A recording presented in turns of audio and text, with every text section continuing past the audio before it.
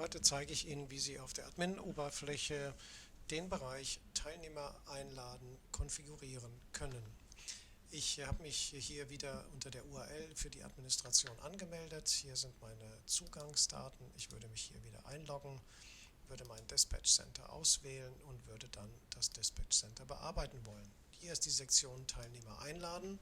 Hier kann ich zum Beispiel hineinschreiben, wer sich denn dort gerade meldet. Das ist jetzt die CoRevas, das sind wir. Und hier kann ich den Betreff einschreiben. Hier steht Invite Session, das ist vielleicht nicht ganz so freundlich, vielleicht eher ein Expertenrat erbeten. Und hier kann ich nun auch einen Text hineinschreiben, wie bitte folgen Sie folgendem Link.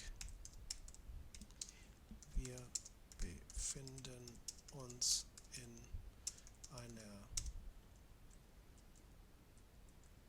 Emergency-Sitzung und benötigen Ihren Rat.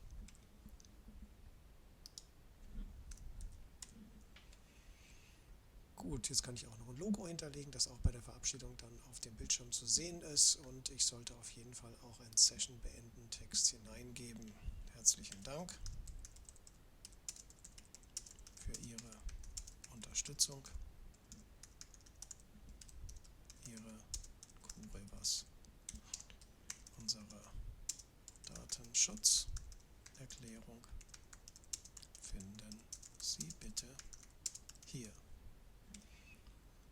So, dieses hier kann man auch wieder mit einer URL hinterlegen, sodass die Personen draußen direkt auch die Informationen finden, die sie möglicherweise brauchen zum Datenschutz. Da nehme ich jetzt mal unsere. Den Link möchte ich in einem separaten Tab öffnen und schon kann ich das Ganze speichern. Ich würde das nochmal überprüfen, ob doch alles übernommen wurde.